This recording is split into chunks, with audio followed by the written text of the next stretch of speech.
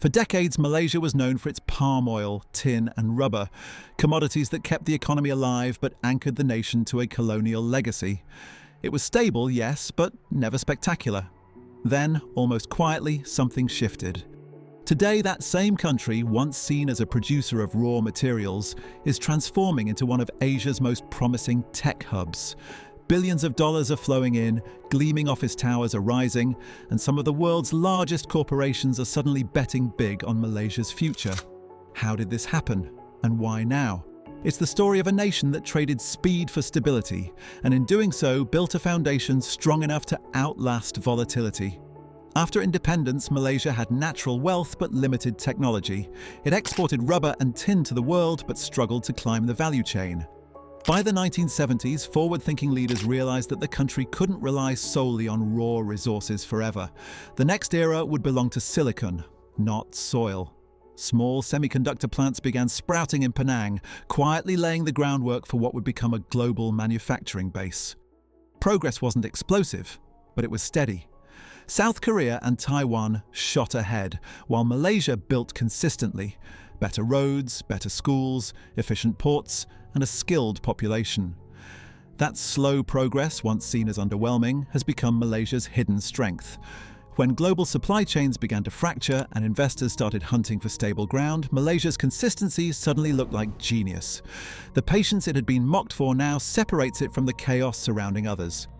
In just a few years, the global spotlight has swung toward Kuala Lumpur and Penang. Tech titans, Microsoft, Nvidia, Google, have announced billions in projects for data centers, chip plants, and AI infrastructure. Construction cranes now fill skylines that once symbolized finance and oil.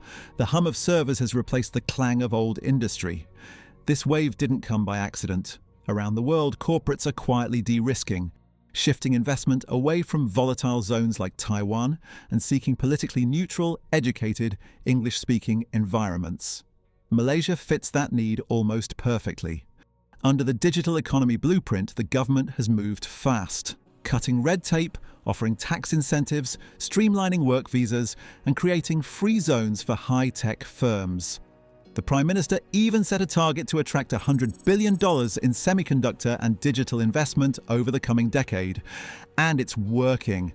Penang has evolved from a colonial port into the beating heart of Malaysia's microchip industry. Factory floors once assembling electronics now build components for electric vehicles and AI systems. Smaller cities are becoming mini-tech corridors, each fueling an ecosystem of local startups, logistics hubs, and research labs. Unlike other nations chasing mass production, Malaysia is optimizing for precision. It knows it can't compete on volume, so it competes on value, advanced skills, trusted infrastructure, and reliability. That discipline could turn this wave of foreign cash into a long-term transformation rather than another short-lived boom. Behind every strong economy lies something you can't see on a balance sheet: people. Malaysia's edge is its population, educated, bilingual, and used to diversity. Decades of investment in science and engineering created a workforce fluent in global technology, yet affordable compared to Singapore or South Korea. For investors, that's the golden sweet spot: skill at scale. Infrastructure amplifies this strength. Highways link each coast in hours. World-class ports at Klang and Tanjung Pelepas move cargo with remarkable efficiency. And modern industrial parks offer the plug-and-play environment global manufacturers crave. It means companies can set up shop, hire locally, and ship products worldwide with minimal friction. But that's not all. Malaysia has its geography, a gift money can't buy. At the crossroads of the Indian Ocean and the South China Sea, Malaysia controls access to the Strait of Malacca, a narrow passage that carries roughly a quarter of global trade. Proximity to Singapore, China, India, and the Middle East puts it in the center of everything that matters to global logistics. In a region shaped by turbulence, Malaysia offers something rare: calm. Stable politics, strong institutions, and moderate culture give investors confidence that their money and their data will be safe.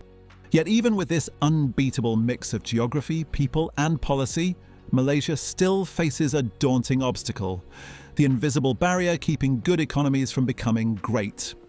The middle-income trap is where so many nations stall. Too expensive to compete on low-cost manufacturing, yet not innovative enough to join the wealthy elite. Malaysia has hovered here for years. Exports kept incomes rising, but local innovation lagged. Productivity slowed. External shocks hit harder. Malaysia's leaders have long understood the risk, and now they're moving to escape it. At the core of that effort is NIMP 2030, the new industrial master plan. The mission is clear: turn Malaysia from an assembler into an inventor. It encourages automation, robotics, biotechnology and digital services, sectors where intelligence matters more than cheap labour. Education reforms are pushing students into STEM, while government grants fuel startups building everything from AI tools to drone systems. The goal isn't just to make products, it's to design solutions, technology with Malaysian fingerprints on it. Early signs are promising. The country's R&D spending is climbing, tech universities are partnering with international firms, and homegrown entrepreneurs are emerging. For the first time, Malaysia is no longer content following others. It's starting to lead. But progress demands trust, and trust must be earned. Just a decade ago, that credibility was badly shaken by one infamous controversy. In the 2000s, Malaysia launched 1MDB, a sovereign wealth fund meant to accelerate national development. It was supposed to finance infrastructure, energy and education, a patriotic vision of prosperity. But the dream collapsed into scandal when billions in public money vanished through a maze of offshore accounts and luxury excess. What started as an economic reform became one of the world's most notorious corruption cases. The revelation infuriated citizens and embarrassed leaders. For investors, it was a flashing warning sign. If money could disappear once, could it happen again? That anger sparked political change. A new government promised transparency and launched the National Anti-Corruption Plan to rebuild trust. Results have been mixed, but the message resonated. Malaysia could no longer afford to let governance slip. Growth without credibility was an illusion. The crisis left scars, yet also lessons. It proved that true wealth isn't measured in GDP points, but in integrity. Out of humiliation came discipline, and out of discipline came Malaysia's renewed focus on doing things right. That's the mindset driving its newest wave of reform. Rising from that low point, Malaysia unveiled a plan not just to recover, but to reinvent. The pillars: complexity, innovation, sustainability, define the future. NIMP 2030 aims to lift every major sector: semiconductors, renewable energy, aerospace, automotive and digital manufacturing. Semiconductors are at the centre. Once a quiet niche, they now represent Malaysia's flagship success. The nation handles about 13% of global chip packaging and testing, making it a backbone of the supply chain that powers phones, cars and servers. Intel, Infineon and other giants are scaling operations, expanding training programs and hiring thousands of engineers. Crucially, Malaysia is matching education to industry needs. New scholarships target robotics and microelectronics. Technical colleges are aligning curricula with multinational partner firms. For young Malaysians, this means opportunity, the chance to build global technology without leaving home. Global consultancies now call Malaysia ASEAN's innovation gateway, a phrase that would have sounded fanciful 20 years ago. But it's no exaggeration. The mix of momentum, skill and reform has sparked genuine optimism that this time the growth will last. Still, no success story happens in isolation. Around it, other nations are making moves of their own. Southeast Asia has become one of the world's most competitive neighbourhoods. Vietnam is rising fast with its inexpensive labour base, Indonesia boasts raw materials and scale, and Singapore commands the region's financial capital. Malaysia must navigate all three. Vietnam mirrors Malaysia's past: buzzing factories, low costs, fast progress, but its next challenge will be the same plateau Malaysia is now overcoming. Indonesia, vast and promising, still faces the drag of bureaucracy and patchy infrastructure. That opens the door for Malaysia to serve as the efficient alternative, organised, fast and strategically located. Singapore, though small, plays a unique role. Split from Malaysia decades ago, it grew into a global hub. And now the two feed off each other's strengths. Singapore supplies liquidity and innovation networks. Malaysia provides industrial depth and talent. Together, they anchor Southeast Asia's economic engine. Despite competition, the region benefits from interconnected growth. Malaysia trades chips with Vietnam, shares ports and capital with Singapore, and collaborates with Japan and South Korea on advanced technology. Success, in the end, isn't about beating neighbours. It's about building a regional ecosystem strong enough to rival Europe or North America. Malaysia's biggest task is to keep itself honest.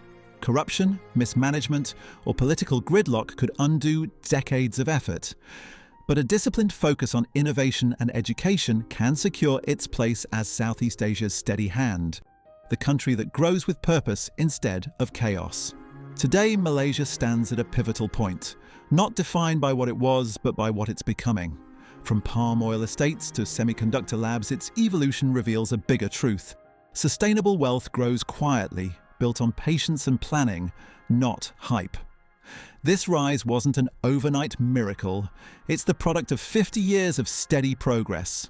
Infrastructure built brick by brick, an educated population nurtured over generations, and governments learning from both their mistakes and their rivals. There are still hurdles ahead, closing income gaps, boosting innovation, ensuring institutions stay transparent. But for the first time in decades, optimism feels deserved. Foreign investment is at record highs, wages are climbing, and Malaysian graduates are powering industries that didn't exist a generation ago. Malaysia's story is no longer about catching up. It's about creating its own future. A future where consistency beats chaos, where growth comes from trust, and where resilience becomes riches. Because true success doesn't always make noise. Sometimes it builds slowly, until the world looks up and realizes that a country everyone underestimated has quietly become one of the richest in the region. Let me know your thoughts in the comments below, and don't forget to like and subscribe if you've made it this far.